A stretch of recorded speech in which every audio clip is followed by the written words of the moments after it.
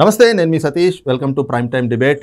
ఆంధ్రప్రదేశ్లో సాధారణ ఎన్నికలు కీలక ఘట్టానికి చేరుకున్నాయి. ముఖ్యంగా ఈరోజు ఉదయం 11 గంటలకి నోటిఫికేషన్ అమల్లోకి రాగా ఇక ఈ ఎన్నికలకు సంబంధించినటువంటి ఈ కీలక ఘట్టం అంటే నామినేషన్ల పర్వం కూడా ఈరోజు నుంచి ప్రారంభమైంది. ఇక రాజకీయ పార్టీలన్నీ కూడా ఇప్పటికే తెలుగుదేశం, జనసేన, భారతీయ జనతా పార్టీల కూటమి ఇప్పటికే ఎన్నికలకు సమాయత్తమవుతా ఉంటే, ఇంకో పక్కన మేమంతా సిద్ధం అంటూ వైఎస్ఆర్సీపీ, అలాగే మేము సైతం అంటూ కాంగ్రెస్ పార్టీ కూడా ఎన్నికలకి సన్నద్ధమవుతున్నటువంటి పరిస్థితులు. ఈ క్రమంలోనే మరి పార్టీ కార్యాలయాల దగ్గర, ఆ పార్టీ అధినేతల ఇళ్ల వద్ద కూడా రాజకీయ నాయకుల సందడి, ముఖ్యంగా బీ ఫారంలు, ఈ పూర్తి వాతావరణం అంతా కూడా, రాజకీయ వాతావరణం అంతా కూడా కోలాహలంగా మారినటువంటి ఈ పరిస్థితి. ఇంకా మరోవైపున చూస్తే ఇప్పటికే నామినేషన్లకు సంబంధించి కూడా కూటమి కొత్త ఒరవడిని తీసుకొచ్చింది. ఇప్పటి వరకు అభ్యర్థులు వెళ్ళి నామినేషన్లు దాఖలు చేస్తూ ఉండేవాళ్ళు, కానీ ఈసారి మాత్రం కూటమి కొత్త ఒరవడిని తెచ్చింది. అదే సమయంలో ఎన్నికల సంఘం కూడా నామినేషన్ల పర్వానికి సంబంధించి, ప్రక్రియకు సంబంధించి కొన్ని కొత్త నిబంధనలను కూడా అమల్లోకి తెచ్చినటువంటి పరిస్థితి. ప్రధానంగా ఏదైతే పూర్తిగా అభ్యర్థులకు సంబంధించినటువంటి ఈ నామినేషన్లను 4 సెట్లుగా అభ్యర్థి కానీ, లేదంటే ఎవరైతే నామినేషన్ దాఖలు చేస్తున్నారో వారితో పాటు కేవలం 4 మాత్రమే కార్యాలయం లోపలికి, ఏదైతే రిటర్నింగ్ అధికారికి నామినేషన్ పత్రాలు దాఖలు చేయడానికి 4 వ్యక్తులకు మాత్రమే అనుమతి. వాటితో పాటుగా మరి ఏదైతే పెద్ద ఎత్తున జనాలు, అలాగే వాళ్ళ అనుచరులు, లేదంటే కనుక వాళ్ళ మద్దతుదారులతోటి నాయకులు కార్యాలయాల వద్దకు చేరుకుంటూ ఉంటారు. మరి ఈ సమయంలో ఎలాంటి గందరగోళం చోటు చేసుకోకుండా ఈసారి మాత్రం కట్టుదిట్టమైనటువంటి భద్రతను ఏర్పాటు చేస్తూనే కేవలం 3 వాహనాల్లో మాత్రమే నామినేషన్ దాఖలు చేయడానికి అభ్యర్థులు కానీ, లేదంటే కనుక అభ్యర్థి తరఫున వచ్చేవాళ్ళు కానీ 3 వాహనాలకు మాత్రమే అనుమతి అంటూ ఎన్నికల సంఘం కూడా స్పష్టం చేసింది. ఇక ఈ నెల 25వ తారీఖు వరకు కూడా ఈ నామినేషన్లు దాఖలు చేసేందుకు సమయాన్ని అయితే కనుక ఇచ్చింది. అదే సమయంలో 29వ తారీఖున ఏదైతే నామినేషన్లు ఉపసంహరణకు కూడా డెడ్ లైన్, మరి 25వ తారీఖు తర్వాత పరిశీలన ఉంటుంది. 29వ తారీఖు తర్వాత ఏదైతే అభ్యర్థులు కూడా పూర్తిగా ఖరారయ్యేటువంటి పరిస్థితి, మరి ఎవరు అభ్యర్థులు అనేటువంటిది కూడా అప్పుడే స్పష్టత వస్తుంది. కాబట్టి ఇంకా మరి ఎన్నికలకు సంబంధించి కూడా సుదీర్ఘకాలం ప్రచారం చేసుకోవాల్సినటువంటి పరిస్థితి కూడా ఈ రోజున ఆంధ్రప్రదేశ్లో ఉన్నటువంటి రాజకీయ నాయకులు, అంటే అభ్యర్థులు ఎవరైతే ఉన్నారో వాళ్ళకి ఉన్నటువంటి పరిస్థితి. ఎందుకంటే గత ఎన్నికల్లో చూస్తే మొదటి విడతలోనే పోలింగ్ జరగగా, ఈసారి ఆంధ్రప్రదేశ్ ఎన్నికలు మాత్రం 4వ విడతలో పోలింగ్ జరుగుతున్నాయి. ఈ క్రమంలో సుదీర్ఘకాలం ప్రచారం చేసుకోవాల్సినటువంటి పరిస్థితి. అయితే ఇక్కడ ప్రధానంగా ఏదైతే ఈ ఎన్నికల నామినేషన్లకు సంబంధించి గత అనుభవాల దృష్ట్యా ఎలాంటి పరిస్థితులు ఉండబోతా ఉన్నాయి. ఎందుకంటే స్థానిక సంస్థల ఎన్నికలప్పుడు కూడా చూసాం వైఎస్ఆర్ కాంగ్రెస్ పార్టీ ఏ విధమైనటువంటి ధోరణిని అవలంబించింది, మరి ఆ రోజున ఎలాగ ప్రతిపక్షాలపైన దాడులు చేశారు, అలాగే పోలీసులు కూడా ఏ విధమైనటువంటి ప్రేక్షక పాత్ర వహించారు, మరి ఎక్కడ అభ్యర్థులకి ఒక స్వేచ్ఛ లేకుండా, స్వతంత్రం లేకుండా, ఎన్నికలు అనేటువంటిది ప్రజాస్వామికంగా ఎక్కడ జరిగేటువంటి పరిస్థితులు లేకుండా ఎలాంటి ఒక భయకంపితమైనటువంటి వాతావరణాన్ని రాష్ట్రంలో నెలకొల్పిందో స్థానిక సంస్థల ఎన్నికల్లో చూసాం. మరి ఇప్పుడు సాధారణ ఎన్నికల సమయంలో ఎలాంటి పరిస్థితులు ఉంటాయి, అలాగే కూటమి ఏ విధంగా ముందుకు వెళ్తూ ఉంది, మరి అభ్యర్థులకు సంబంధించినటువంటి నామినేషన్లు కూడా ఈసారి కొత్త ఒరవడిగా వెళ్తూ ఉన్నారు. కూటమి నాయకులతో కలిసి అభ్యర్థులు తమ నామినేషన్లు దాఖలు చేస్తూ ఉన్నారు.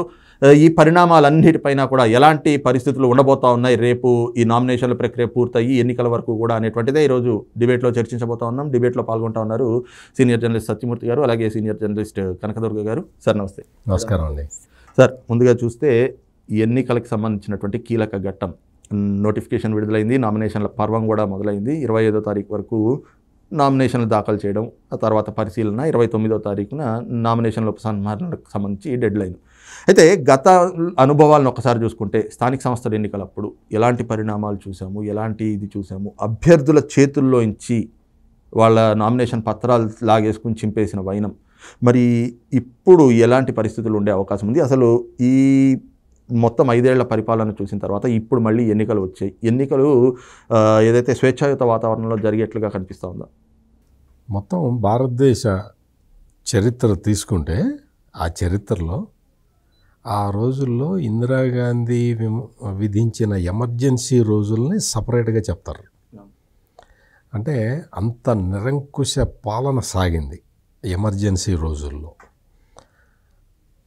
అటువంటి ఎమర్జెన్సీ రోజుల్ని మనం ఆంధ్రప్రదేశ్లో జగన్మోహన్ రెడ్డి ప్రభుత్వం వచ్చిన కొత్తల్లో జరిగిన స్థానిక సంస్థల ఎన్నికలప్పుడు చూసాం. అప్పుడు ఎమర్జెన్సీలో ఏం చేశారు, బలవంతంగా పెళ్లిగాని వాళ్ళను కూడా తీసుకెళ్ళి ఫ్యామిలీ ప్లానింగ్ ఆపరేషన్లు చేశారు. బుల్డోజర్లు పంపించి పేదవాళ్ళ ఇళ్ళు కొలగొట్టి రోడ్లు వెడల్పు చేయి, ఇటువంటివి అప్రజాస్వామిక చర్యలు చేయటంతో ఇందిరాగాంధీ బదనాం అయిపోయింది. ఇప్పుడు జగన్మోహన్ రెడ్డి సమయంలో, జగన్మోహన్ రెడ్డి పరిపాలించిన ఈ 5 సంవత్సరాల కాలంలో అత్యంత భయానకమైన రోజులు ఏవి అంటే స్థానిక సంస్థల ఎన్నికలు జరిగిన రోజులు.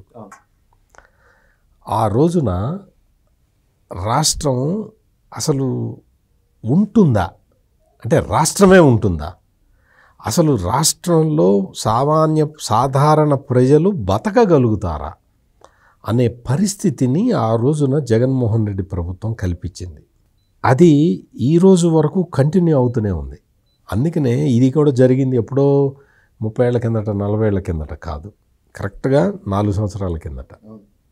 4 సంవత్సరాల కింద జరిగిన ఈ మొత్తం దాన్ని నేను నామినేషన్లు, స్థానిక సంస్థలు ఇవి చెప్పను, అదొక పీడకల అంట నేను.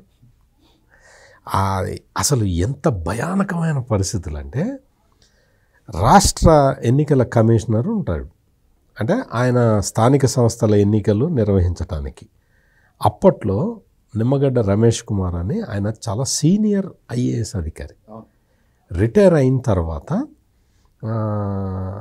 ఆయన్ని రాష్ట్ర ఎన్నికల కమిషనర్గా నియమించారు, ప్రధానాధికారిగా. ఆయన చాలా ముక్కుసూటి మనిషి. ఆయన ప్రభుత్వంలో చాలా చాలా పెద్ద పెద్ద పొజిషన్స్లో పనిచేశాడు. ఆయన నిజాయితీకి మారుపేరు. ఆయన చాలా అత్యంత విలువలు, అంటే మొత్తం ఈ అధికార వ్యవస్థలో ఎట్టుండాలని విలువలు పాటించే వ్యక్తి.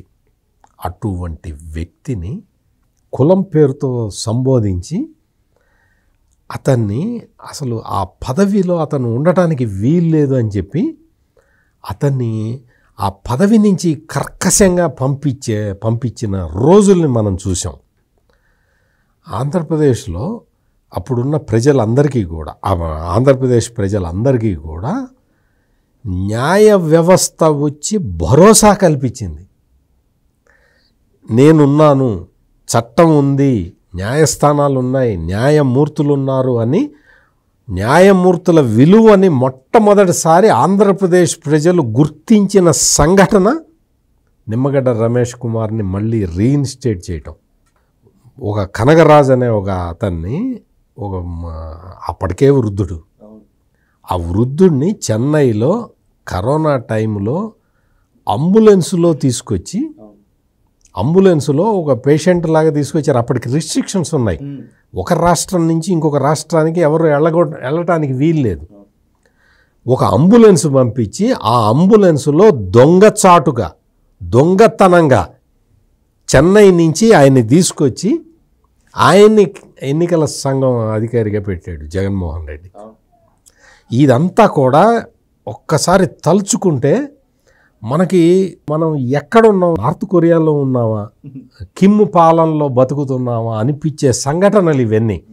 అందుకని మీకు కొంచెం సుదీర్ఘంగా చెప్తున్నాను.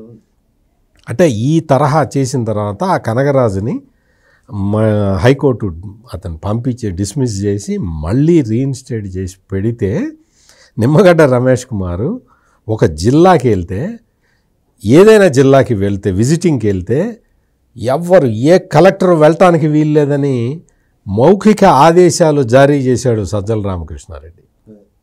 పెద్దిరెడ్డి రామచంద్రారెడ్డి మంత్రి, ఆయన వచ్చి అసలు ఈ రాష్ట్ర ఎన్నికల అధికారిని ఎక్కడ అందరూ బాయ్కాట్ చేయండి అని చెప్పాడు. ఈ తరహా రోజులు చూసిన తర్వాత మీరన్నట్టు ఇప్పుడు ఆంధ్రప్రదేశ్లో అసలు నామినేషన్ల ప్రక్రియ జరగనిస్తాడా జగన్మోహన్ రెడ్డి అన్న ఒక అనుమానం, భయంతో భయకంపితులైపోయారు జనం అందరూ కూడా. ఇప్పుడు ఇవాళే నామినేషన్లు స్టార్ట్ అయినాయి, ఇవాళే వాళ్ళ ప్రతాపం చూపిస్తున్నారు. వాళ్ళు ఏంటి అంటే, మీరన్నట్టు 3 కార్లలో రావాలి అంటే 3 కార్లని లోపలికి పంపించడం వరకు 3 కార్లనే తెప్పిస్తున్నారు, బయట ఊరేగింపులు వాళ్ళు చేసుకుంటున్నారు. ఇక్కడ ఏమవుతున్నది అంటే, ఆంధ్రప్రదేశ్లో ఈ మారిన రాజకీయ వాతావరణ పరిస్థితుల్లో జనం సామూహికంగా బయటకు వచ్చేస్తున్నారు కూటమి అభ్యర్థుల తరఫున. పోలీసులు ఇంకా వీళ్ళని అదుపు చేస్తే పోలీసులకే ప్రమాదకరం అన్నమాట. అంటే అంత ఊపు ప్రజల్లో కనపడుతూ ఉన్నది. నామినేషన్ల ఫైలింగ్ అప్పుడే మనం దాన్ని స్పష్టంగా చూసాం. చాలా చోట్ల ఇవాళ కూటమి అభ్యర్థులు నామినేషన్లు దాఖలు చేశారు. మనం చూస్తున్నాం వాళ్ళని ఇంకా అడ్డుకునే అంత సాహసం ప్రజలు చెయ్యలేని విధంగా సమాజం చైతన్యవంతమైంది.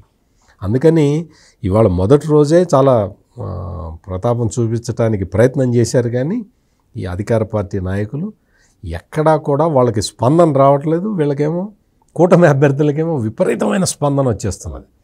ఇది జరుగుతున్నది.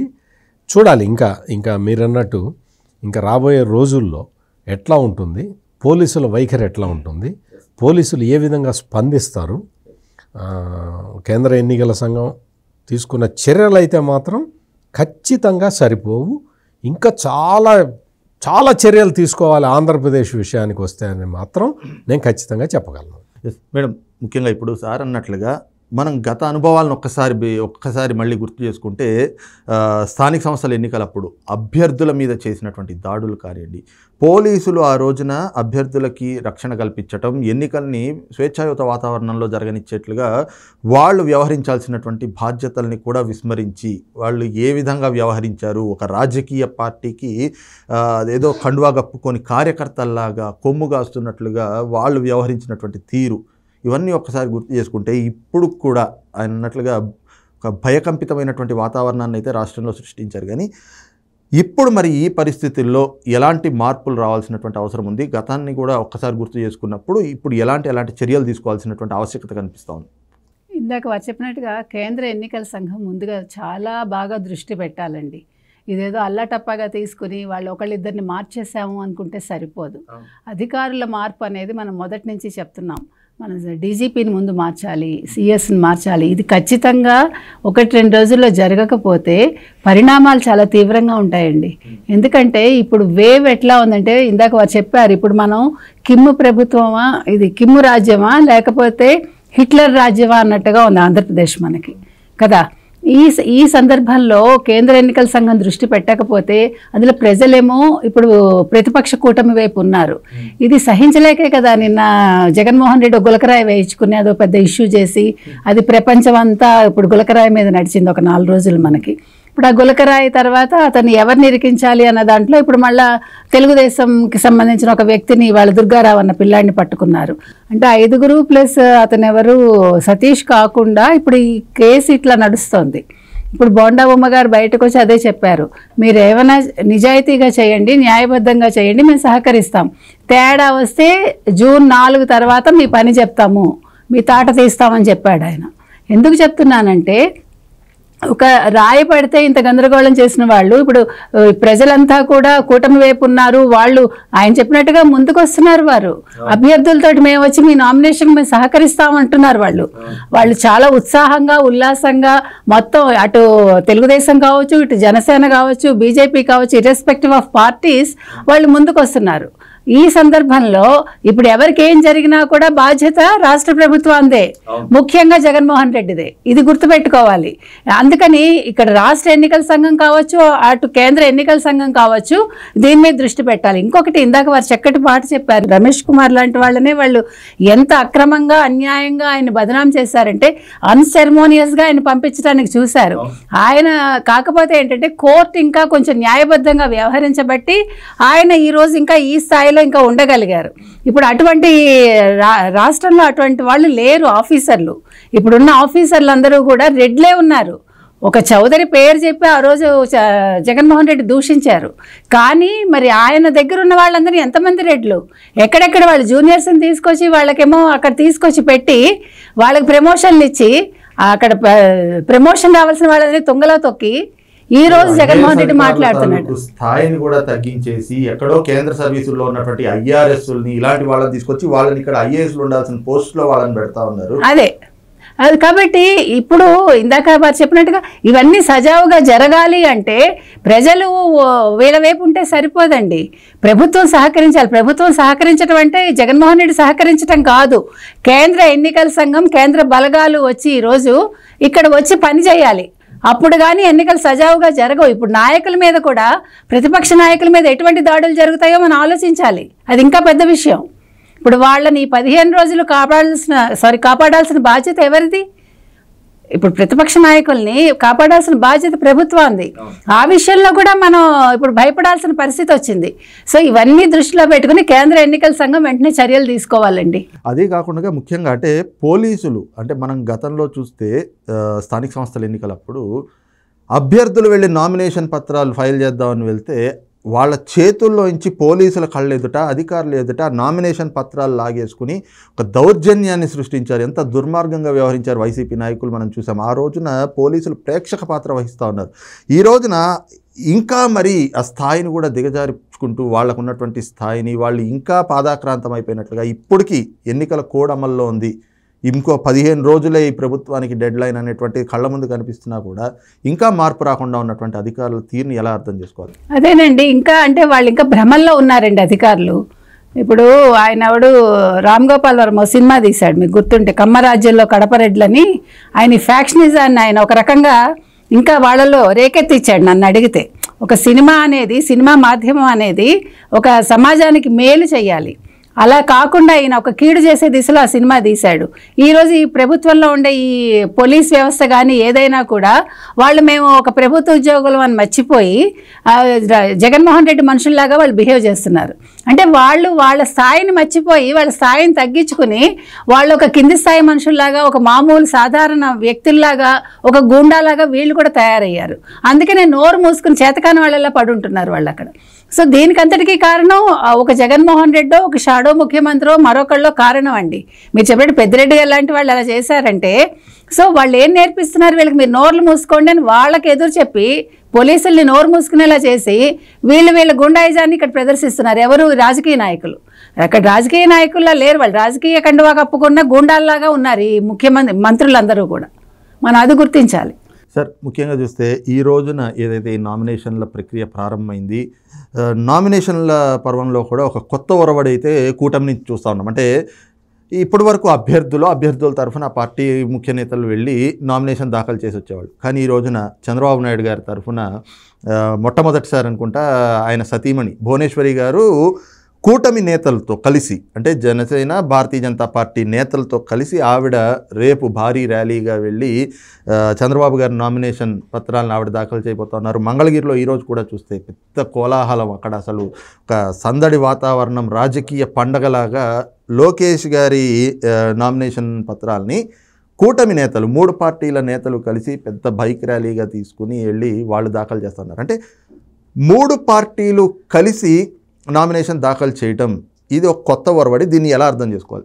ఇది ఏంటి అంటే, ఫస్ట్ జగన్మోహన్ రెడ్డి ఏమనుకున్నాడంటే, నేను సింగిల్గా వస్తాను, నీకు దమ్ముందా, ధైర్యం ఉందా, సింగిల్గా రా అని చెప్పి తెలుగుదేశాన్ని సవాల్ చేశాడు. పవన్ కళ్యాణ్ని కూడా అదే విధంగా రెచ్చగొడదామని ప్లాన్ చేశాడు. కానీ ఇక్కడ ఏంటి అంటే, పవన్ కళ్యాణ్ ముందు నుంచి కూడా ఒకటే మాట మీద నిలబడి ఉన్నాడు. ఏంటి? ఈ అపోజిషన్ ఓట్లని నేను చెల్లనివ్వను, ప్రభుత్వ వ్యతిరేక ఓటుని నేను చీలనివ్వను అనే దాని మీద ఆయన స్థిరంగా నిలబడి ఉన్నాడు. ఆ తర్వాత ఈ జగన్మోహన్ రెడ్డి కల్పించిన విపత్కర పరిస్థితుల కారణంగా చంద్రబాబు నాయుడు, పవన్ కళ్యాణ్ కలవాల్సి వచ్చింది. వాళ్ళు కలిసిన తర్వాత వెంటనే ఏం చేశారంటే, అప్పటికే ప్రజలు ఎప్పటి నుంచో డిమాండ్ చేస్తూ ఉన్నారు, ఈ 2 పార్టీలు కలవాలి, ఈ 2 పార్టీలు కలిసి పోటీ చేయాలి అని ప్రజలు డిమాండ్ చేస్తున్నారు. దాంతో వాళ్ళ కలయికి ఈజీ అయిపోయింది. ఈజీ అయిపోయిన తర్వాత ఈ 2 పార్టీల మధ్య ఓటు ట్రాన్స్ఫర్ కాకూడదు అన్న ఉద్దేశంతో జగన్మోహన్ రెడ్డి అండ్ కంపెనీ వీళ్ళు ఏం చేశారు అంటే, కాపుల్ని రెచ్చగొడుతూ ప్రకటనలు చేయించారు. పరోక్షంగా, మొత్తం పరోక్షంగా ప్రత్యక్షంగా కూడా ఈ సోషల్ మీడియా పోస్టులు పెట్టి కాపుల్ని రెచ్చగొడితే ఈ 2 పార్టీలకి ఓటు ట్రాన్స్ఫర్ కాదు అని చెప్పి ఒక దుష్ట ప్లాన్ వేసుకున్నారు. ఆ తర్వాత బీజేపీ కలవకుండా ఉండాలని చెప్పి ఒక 1 కోటి దేవుళ్ళకి మొక్కున్నాడు జగన్మోహన్ రెడ్డి. బీజేపీ కూడా వీళ్ళతో కలిస్తే ఏం జరుగుతుందో ఆయనకు తెలుసు కాబట్టి బీజేపీ కలవకూడదు అని చెప్పి ఆయన ఏదో ప్లాన్ చేసుకున్నాడు. కానీ బీజేపీ కూడా వచ్చి కలిసింది. దాంతో కూటమి మొత్తం ఒక ఒక ఒక మహత్తరమైన శక్తిలాగా మారి ఉన్నది. ఇప్పుడు ఏంటి, ఈ 3 పార్టీల మధ్య ఓట్లు ట్రాన్స్ఫర్ కాకుండా ఉంటే బాగుండు, ఒకళ్ళకొకళ్ళు ఓట్లు వేసుకోకుండా ఉంటే బాగుండు అని చెప్పి జగన్మోహన్ రెడ్డి రకరకాలుగా క్షేత్రస్థాయిలో రకరకాల ప్రయోగాలు చేస్తున్నాడు. ఈ మొన్న విజయవాడలో మనం చూసాం కదా, పోతిన మహేష్ లాంటి వాళ్ళని, ఇటువంటి వాళ్ళందరినీ చేర్చుకొని వాళ్ళ ద్వారా పవన్ కళ్యాణ్ మీద, జనసేన మీద, బీజేపీలో కొంతమంది ద్వారా బీజేపీ తెలుగుదేశం సంబంధాల మీద ప్రభావం చూపించటానికి ఈ కుట్రలన్నీ పండుతున్నాడు.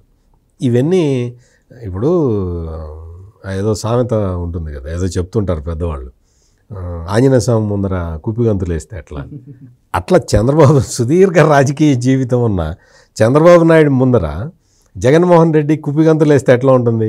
అందుకని ఆయన ఏం చేశాడు అంటే, మొత్తం ఇప్పటికే సమన్వయ కమిటీలన్నీ ఏర్పడ్డాయి, గ్రామ స్థాయిలో సమన్వయ కమిటీలు 3 పార్టీల సమన్వయ కమిటీలు పనిచేస్తూ ఉన్నాయి, అవి మొత్తం రాష్ట్ర స్థాయి వరకు ఉన్నాయి. మొన్ననే మీటింగ్ జరిగింది, చంద్రబాబు నాయుడు, పవన్ కళ్యాణ్, దగ్గుబాటి పురంధేశ్వరి వీళ్ళతోటి మీటింగ్, కీలక మీటింగ్ సమావేశం జరిగింది.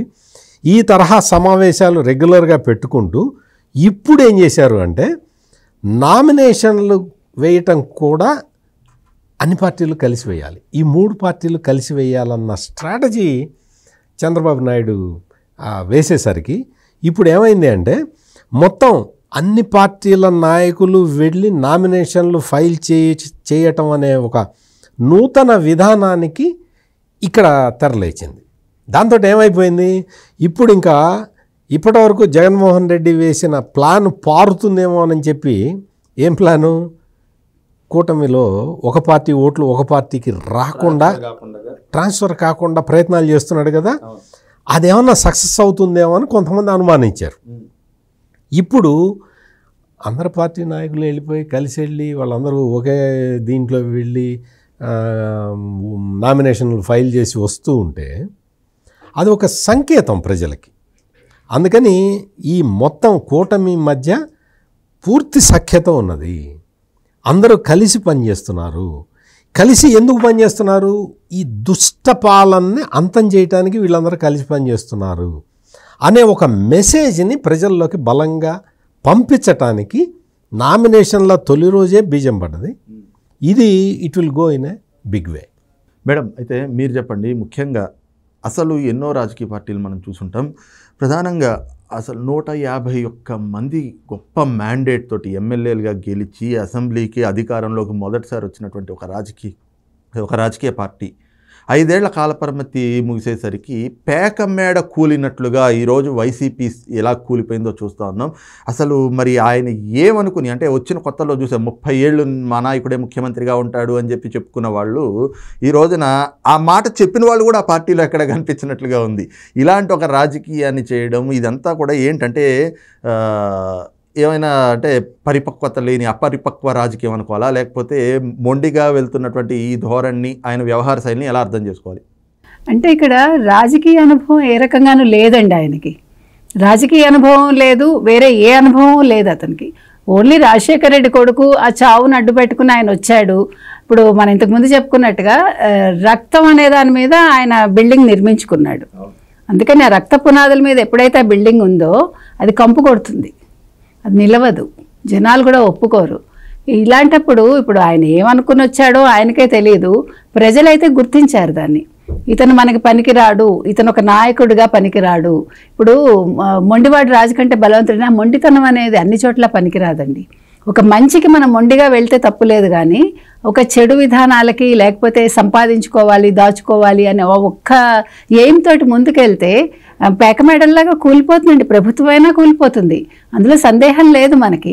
ఇప్పుడు ఇక్కడ జరుగుతున్నది ఏంటంటే, చంద్రబాబు నాయుడు గారు అనే వ్యక్తి ఇవాళ నిన్న రాజకీయాల్లోకి రాలేదు. ఆయన ప్రతిదీ కూడా సొంతంగా నిర్మించుకున్నాడు. ఆయన ఓకే, తెలుగుదేశం వాళ్ళు పిలిచి ఉండొచ్చు, నందమూరి తారక రామారావు గారు ఆయనకు అవకాశం ఇచ్చి ఉండొచ్చు, ఏమిచ్చినా కూడా ఆయన మేధతోటి ఆయన ముందుకొచ్చారు. ఆయన ఒక ఇన్నోవేటివ్ విధితోటి అసలు ఇప్పుడు మనం ఈ రోజు కూడా చూసుకున్నా మనం 224లో ఉన్నాము, ఆయన 247 గురించి ఆలోచిస్తాడు. ఎందుకంటే రేపేం చేయాలి తపనతో ఆయన ముందుకెళ్తున్నాడు. ఆయన సొంతంగా ఆయన ఏం చేసుకోవాలని అనుకోవట్లేదండి. ఆయన ఎంతసేపు ఆంధ్రప్రదేశ్ అభివృద్ధి కోసం ఆలోచిస్తారు. కాబట్టి ఇప్పటికైనా ప్రజలు కళ్ళు తెరిచి నన్ను అడిగితే మనకి జగన్మోహన్ రెడ్డి ఏమీ చేయలేదు అనేది గుర్తించి, జగన్మోహన్ రెడ్డి తను సొంతంగా ఎదగటం కోసం చూసుకున్నాడు, తన ఆస్తులు కూడబెట్టుకున్నాడు, ప్రభుత్వం వచ్చాక ప్రజలకు ఏమీ చేయలేదు అనేది గుర్తించాలండి. ఇప్పుడు మీరు చెప్పినట్టుగా పేకమేడల్లో కూలిపోతాయంటే కూలిపోతాయి, ఎంతసేపు అండి ఆయనది? ఆయన ఏం చేశాడని ఉంటాడు? ఎంతసేపు తనకు కావాల్సిన వాళ్ళని దగ్గర పెట్టుకుని ఏదో ఉచిత పథకాలు ఇచ్చి ఏదో కుక్కకి బిస్కెట్ వేసినట్టు ప్రజలకు వేసి మన మాట అనకూడదు. అంతకంటే దారుణంగా చూశాడు వాళ్ళని.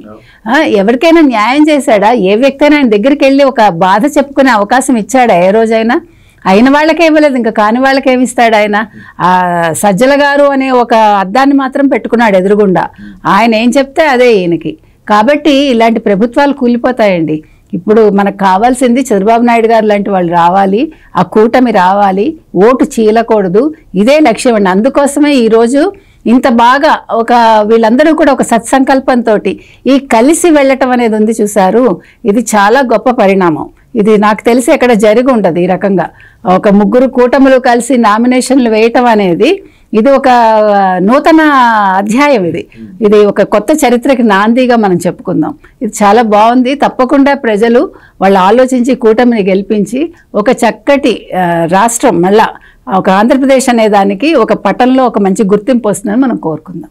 రైట్, ఇది చూస్తున్నాం కదా. ముఖ్యంగా ఏదైతే ఆంధ్రప్రదేశ్లో జరగనున్నటువంటి సాధారణ ఎన్నికలకు సంబంధించి కీలక ఘట్టానికైతే కనుక ఎన్నికల ప్రక్రియ ఏదైతే చేరుకుంది. ముఖ్యంగా నామినేషన్ల ప్రక్రియ ఈ రోజు నుంచి ప్రారంభం కావడంతో ముఖ్యంగా కొత్త అనుమానాలు అయితే కనుక అనుమానాలు కానీ భయాలు కానీ కలుగుతూ ఉన్నాయి. ఏదైతే గత అనుభవాల దృష్ట్యా మరి ఇప్పటికే ఆ అధికారుల్లో మార్పు రాని వైనము, జరుగుతున్నటువంటి పరిణామాలు ఇవన్నీ చూసిన తర్వాత కేంద్ర ఎన్నికల సంఘం రాష్ట్రంలో ఉన్నటువంటి పరిస్థితులపైన దృష్టి సారించాల్సినటువంటి ఆవశ్యకత, అలాగే చర్యలు తీసుకోవాల్సినటువంటి చర్యలు కూడా పెద్ద ఎత్తున కనిపిస్తూ ఉన్నాయి. కాబట్టి ఎన్నికల సంఘం కూడా ఆ దిశగా చర్యలు తీసుకోవాలి. అదే సమయంలో ఈ రోజున ఏదైతే ఒక కొత్త ఒరవడిని నామినేషన్ దాఖలకు సంబంధించి కావచ్చు, లేదంటే అసలు రాజకీయంగా ముందుకు వెళ్తున్నటువంటి పరిణామాల్లో కావచ్చు, ఏదైతే కూటమి అవలంబిస్తూ ఉందో ఇది మాత్రం ప్రజల్ని పూర్తి స్థాయిలో ఆకర్షిస్తూ ఉంది. అందులో భాగంగానే ఈ రోజున అభ్యర్థులు నామినేషన్ వేయడానికి వెళ్తా ఉంటే కూటమి అభ్యర్థులకి ప్రజలే స్వచ్ఛందంగా బయటకు వచ్చి మద్దతు తెలుపుతున్నటువంటి వైనం దానికి ఉదాహరిస్తూ ఉంది. కాబట్టి ఖచ్చితంగా రేపు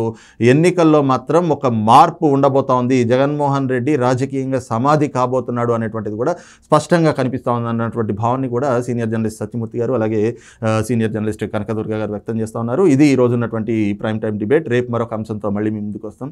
థ్యాంక్ యూ మేడం. నమస్కారం.